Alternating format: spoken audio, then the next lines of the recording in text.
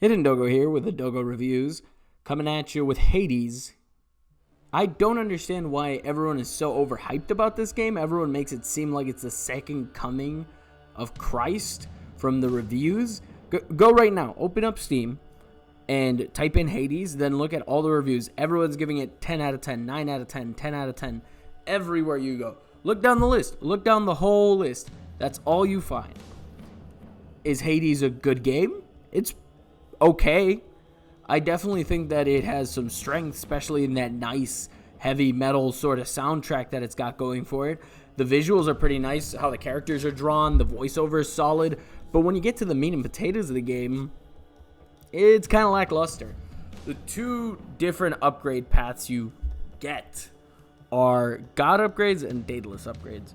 Daedalus upgrades, in my opinion, are the cool ones because the God upgrades are just this is the same power up, but it's from Zeus. This is the same power up, but it's from Poseidon. And the effects are not all that different. They pretty much boil down to damage, knockback, and deflection. One of those three is pretty much what all of them come down to. Now, the coolest upgrades from the God path are the ones that are unique and specific to the gods. Demeter has one where every 3 rooms your boons become more powerful and more rare. That's pretty cool because none of the other gods have anything like that. Dionysus has the upgrade that allows you to heal fully at any of the fountains in the game and increase your damage by 3%. Again, very cool. The problem becomes when every single dash upgrade they have is dash but damage, dash but knockback, or dash but deflect. Or CC like weak from Aphrodite, which is kind of not good because you shouldn't be planning on getting hit. But this game is a little overhyped because of those upgrades. The Daedalus upgrades are actually pretty interesting and pretty cool, allowing for you to change up your playstyle, increasing the amount of bullets you can fire, increasing the amount of damage your swings do, but only giving you one swing, giving you lifesteal and Stygius if you get that upgrade, allowing for you to hold and spin your spear if you have the Hades weapon. All of these things are pretty interesting, but it boils down to the enemies are boring to fight for the first 2 floors. They're exactly the same, except these enemies throw shit from a distance, and these enemies come at you. At least on Elysium, the 3rd floor, or the 3rd section of Hades' realm, gives you a variety of enemies that charge at you, that shoot arrows, that run at you with chariots, and they slow down and they speed up, and you have all those nice little things. But for the first 2 floors, it's pretty boring enemy design, and it goes on for a while. Every room gives you a different reward. Some give you darkness, which is how you upgrade your powers further. Some give you gems, which you can use at the construction workers. The little 2 shades that are construction workers. Then you also got the keys, the chthonic keys, which upgrade you further into your abilities, into your mirror self, as I like to call it. The game also has this spicy hard mode after you beat it, which is kind of just enemies do more damage, and enemies have more health, and enemies are harder to kill, and enemies have different unique buffs, which that one I think is pretty cool, but the other ones seem pretty lackluster and boring and unimaginative. The dating aspects, or like the dating simulator aspects of the game, also feel really undercooked because everyone starts the game liking you. Every single character besides Hades likes you or helps you in some way. That includes your aunts, uncles, and cousins up on Olympus. That includes Medusa, Thanatos, Achilles, Hypnos, Nyx. All of these people from the offset want to help you, and they don't do anything to get in your way if you don't give them certain items, or you don't help them or do favors for them. You don't have any negative repercussions for doing nothing with them. Hell, you can even give the little I call them love tonics, but little potions to Cerberus, and he'll just give you an item back. And all of them give you an item the first time, but after that it's pointless to give them more unless they're 3 characters: Medusa, Thanatos, and Meg.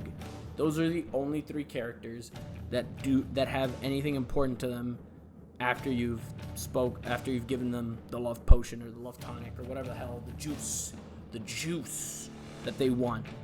After that, there's nothing else to be done with them. You can max them out, about it. That's just more for you as opposed to actually meaning anything. Hades also has a very, very, very boring play pattern of dash, light attack, dash, light attack, dash, light attack, dash, light attack, dash, light attack. Heavy attack and cast, which is your little thrown red blood thing, are useless. They're absolutely useless. If you're using heavy attack, it's only because you have a specific Daedalus upgrade on one of your specific 6 weapons that you have to choose from, or one of the 6 weapons, or the aspects, or the 4 aspects to each weapon, and you're using a specific build that you just happen to run into. But it's not like you can do that from the offset, so you should never be using it unless that specific scenario arises.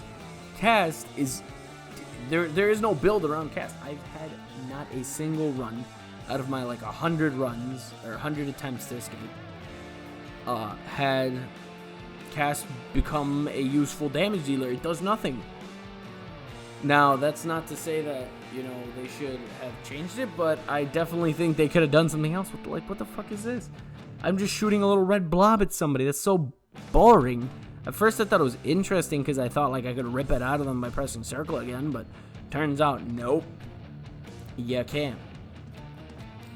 Hades is definitely at its strongest when the story is in full gear, when characters are interacting and Zagreus is getting in all these little quips.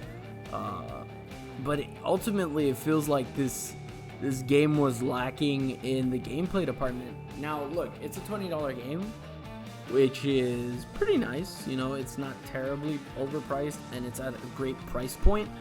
But I just feel that, obviously, again, $20 game, so can't really ask too much more of it. But I definitely feel like if they had polished up the combat, the gameplay, the meat and potatoes of the game, this game would be on fire right now.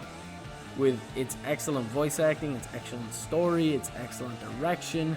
It looks great, it sounds great. But man, is it a chore to play after a while. For the first 20 hours, you'll be entertained and enthralled, but I can't see anyone going past 40 hours on this game. I just don't see it. Call me crazy, but I don't see it. It's just got the most basic press dash, press light attack win.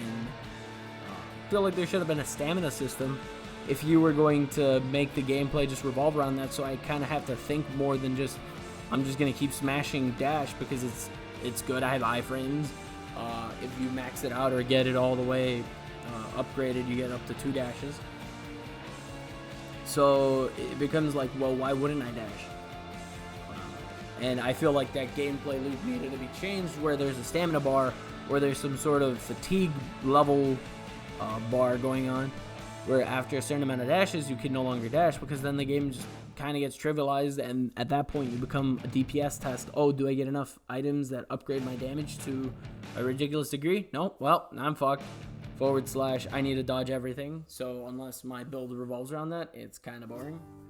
But yeah, the gameplay loop definitely needed to be changed. The dating mechanics could have been improved by having some characters start going against you from the beginning, or being adversarial towards you from the beginning, so that you could at least experience the shift in dynamic and have that shift in dynamic correlate with a shift in gameplay or a shift in bosses. Now, they try to do this with Meg, who's one of my favorite characters, but it really feels more like, well, we shook it up by introducing a different Fury, which is cool, but you didn't have to befriend her to unlock the other Furies. That just happens after defeating her a certain amount of times.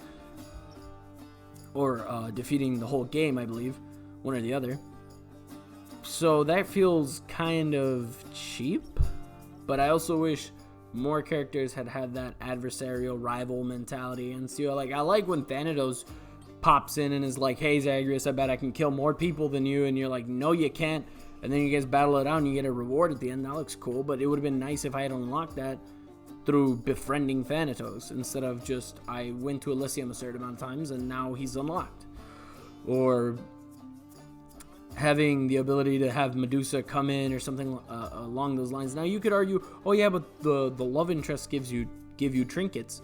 That's true, but the trinkets are only usable like one time after unlocking it, unless you put points into it, and then you can use it multiple times. But it's not anything crazy. I mean, Megs does 2,500 damage. Same for Thanatos. Same for Medusa once you level them up to a certain level. So it feels a little bit lazy, but I just don't get the hype. I just don't understand the hype behind Hades. I like it. It's great for the price point. It's not the best game I've ever played, and I don't think it deserves Game of the Year. That's just my Doggo hot take. Let me know what you think in the comment section below.